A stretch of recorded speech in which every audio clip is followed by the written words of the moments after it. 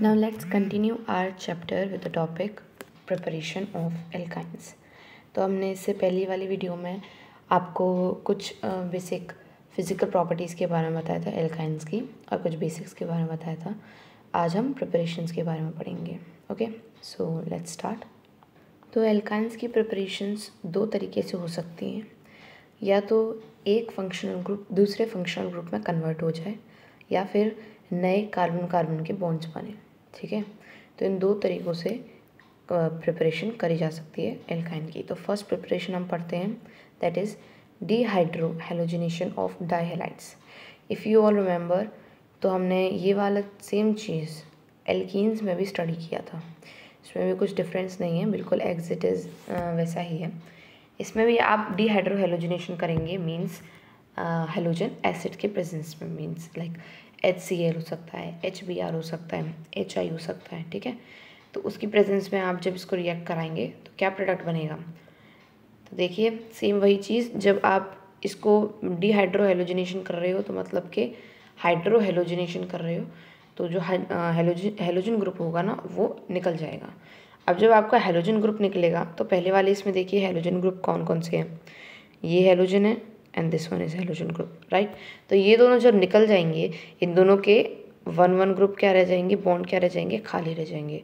तो ये जो वन वन बॉन्ड है वो इधर शिफ्ट होके एक और डबल बॉन्ड क्रिएट कर देंगे, राइट।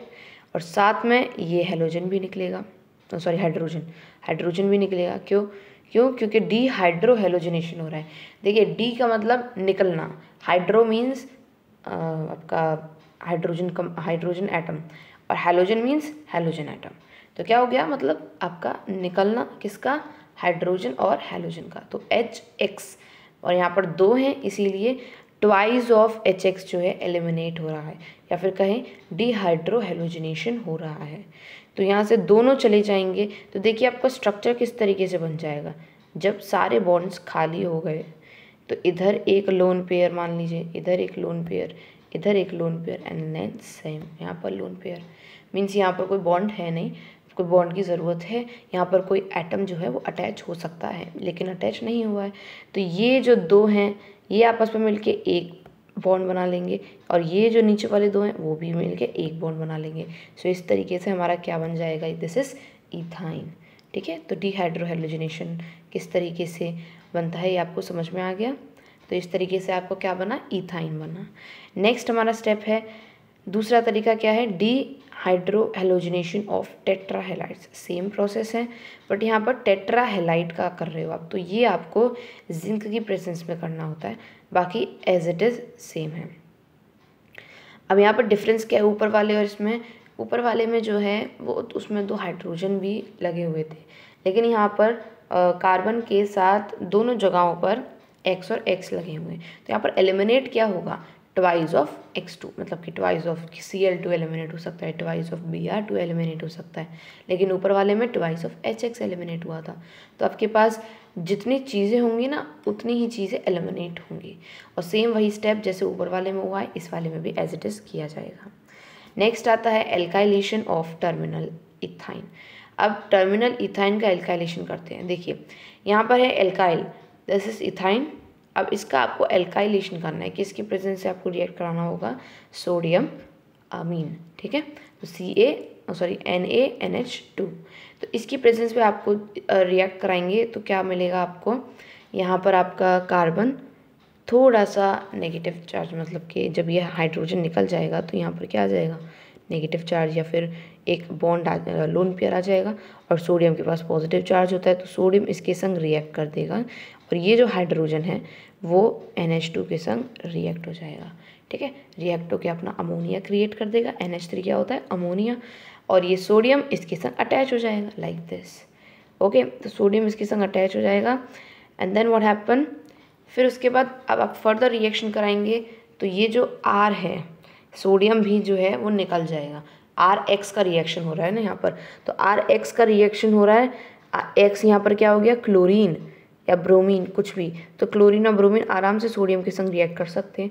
तो ये सोडियम के साथ रिएक्ट करके NaCl या NaBr बना के एलिमिनेट हो जाएगा। तो यहाँ क्या बचा, R बचा, R means any alkyl group, NaCH3 हो सकता है, C2H5 हो सकता है, कोई भी एल्काइल ग्रुप।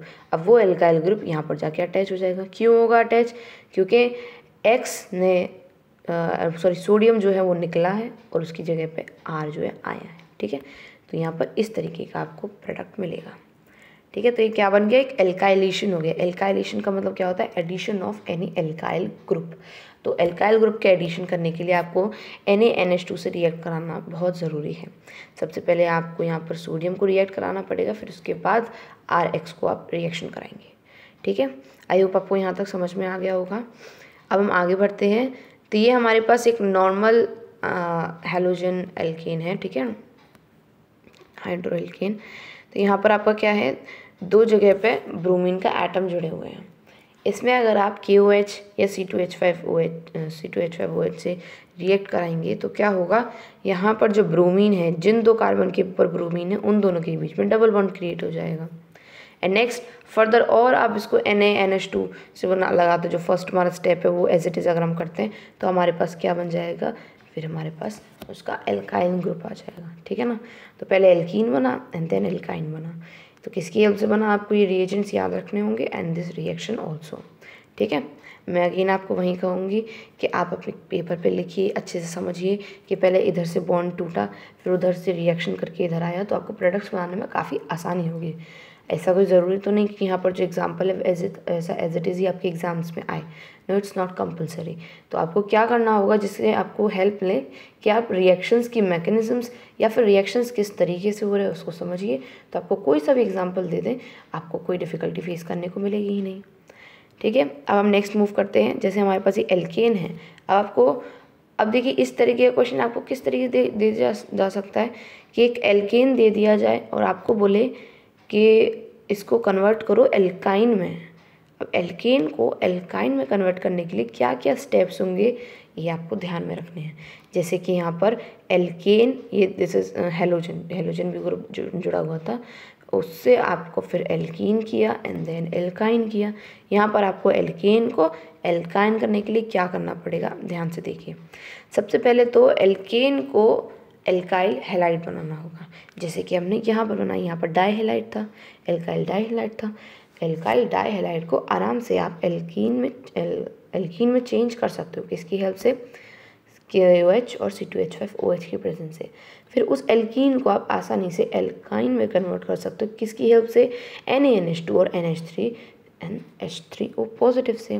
राइट, तो आपने जब ये समझा तो आपको ये ध्यान में रखना चाहिए कि यहाँ पर तो एल्काइल हैलाइड था लेकिन हमारे पास सिर्फ एल्केन दिया हुआ है। तो हमारा फर्स्ट इनिशियल स्टेप क्या होना चाहिए कि एल्केन को कैसे भी करके एल्काइल हैलाइड में कन्वर्ट करें, फिर हम ऊपर वाला initial step as it is कर सकते, तो हमें एल्काइन मिल जाएगा। तो सेम वही किया है। और एल्केन को एल्काइल हैलाइड में कन्वर्ट करने के लिए क्या करते हैं? सनलाइट से रिएक्शन कराते हैं। ठीक है ना, या फिर लाइट से रिएक्शन कराते हैं। तो क्या होता है यहाँ पर X2 बॉन्ड जो है वो जुड़ जाएगा। मीन्स यहाँ पर एक RH निकल जाएगा एंड एक X यहाँ पर जुड़ जाएगा। तो ये क्या बन गया? हमारा एक एल्काइल हैलाइड बन गया। एंड देन सेम ऊपर वाले स्टेप्स आप कंसिडर करेंगे KOH C2H5OH की प्रेजेंस में, यहाँ पर एल्कीन, एंड फिर इसको डाई एल्काइल बनाने के लिए, ठीक है ना, मतलब डाई हैलाइड बनाने के लिए X2 का रिएक्शन फर्दर करेंगे। क्योंकि यहाँ पर डाई हैलाइड नहीं बना था तो दोबारा से डाई हैलाइड बनाया एंड फिर दोबारा बेस से रिएक्शन कराया। ठीक है, तो यहाँ पर एक कंक्लूजन क्या निकला? जब भी आपको एल्केन को एल्कीन में कन्वर्ट करना होगा, बीच में एल्काइल हैलाइड बनाना होगा। जब भी एल्कीन को एल्काइन में कन्वर्ट करना होगा, बीच में एल्काइल हैलाइड बनाना होगा। बिना उसके आप कन्वर्जन नहीं कर सकते। तो ये एक बेसिक कंक्लूजन निकल के आया है। ठीक है, तो आपको ये ध्यान में रखना होगा कि एल्कीन जब भी दिया हो, एल्केन जब भी दिया हो, तो पहले उसको एल्काइल हैलाइड बनाइए कैसे भी करके, जो रिएजेंट्स आपको पता है, फिर उससे आप एल्काइन फाइनली निकाल सकते हैं। नेक्स्ट अब हम कुछ इंपॉर्टेंट पॉइंट्स पढ़ेंगे अभी जो हमने प्रिपरेशंस पढ़ी उनके बेस पे। Now different basis can be use for dehydrohalogenation.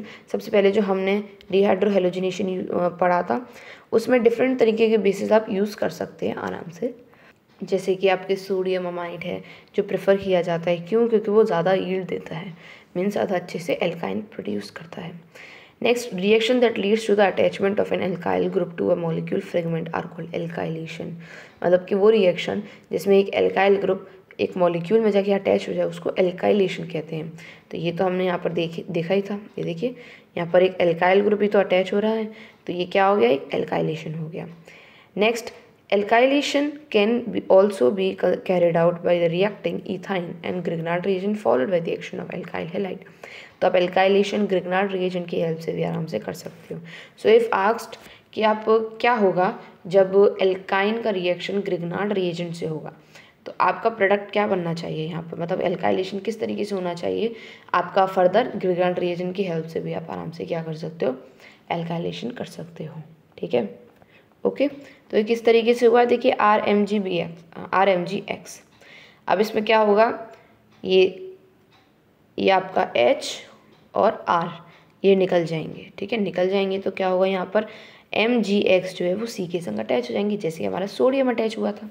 Then further RX से रिएक्शन कराओगे तो क्या होगा, यहाँ पर RMgX जो है वो XX लेके RX2, मतलब ये MgBr2 या फिर MgCl2 बन के निकल जाएगा और यहाँ पर हमारा टर्मिनल एल्काइन मिल जाएगा, या फिर कह लो आप एल्काइलेशन हो जाएगा. सेम वही स्टेप हुआ है, बस यहाँ पर हमने क्या लिया है, सोडियम अमाइड की जगह RMgX लिया है.